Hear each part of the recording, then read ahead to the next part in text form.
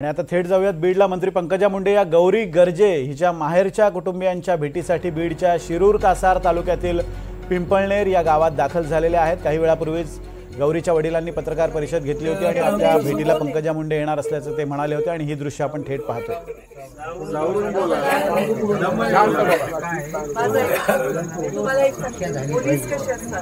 Police जिथं कुठेही पुरावा नाही अशा सुद्धा केस शोधत असतात। ते तुमच्या मनात मला एक सांगा, या पूर्ण पृथ्वीवर कोण दुसरी बाजू घ्यायला का माझ्या सकट?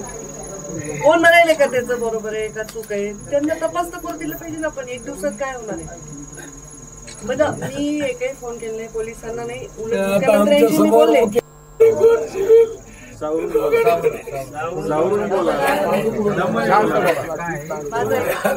तुम्हाला एक पोलीस कसे असतात, पोलीस जिथं कुठेही पुरावा नाही अशा सुद्धा केस शोधत असतात।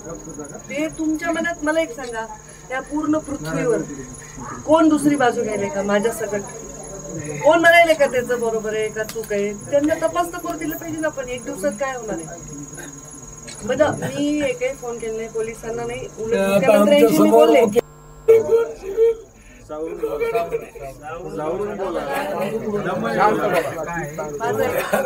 तुम्हाला एक पोलीस कसे असतात, पोलीस जिथं कुठेही पुरावा नाही अशा सुद्धा केस शोधत असतात।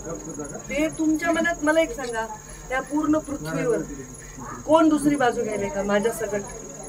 कोण म्हणायले का त्याचं बरोबर आहे का चूक आहे? त्यांना तपास तर करू दिलं पाहिजे ना। पण एक दिवसात काय होणार आहे? पंकजा मुंडे यांनी आता पीडित कुटुंबियांची भेट घेतली आहे। गौरीच्या आईवडिलांची भेट घेण्यासाठी त्या बीडच्या त्यांच्या गावात आलेल्या आहेत। पंकजा मुंडे यांनी गौरीच्या कुटुंबियांची भेट घेत त्यांचं सांत्वन केलेलं आहे। त्याचबरोबर उचित कारवाई केली जाईल, जरी माझा पीए असला तरी सुद्धा कोणत्याही प्रकारे त्याला पाठीशी घातलं जाणार नाही। जर त्याने चूक केली असेल तर त्याच्यावर नक्की कारवाई होईल अशा स्वरूपाचं आश्वासन त्यांनी या कुटुंबियांना दिलंय।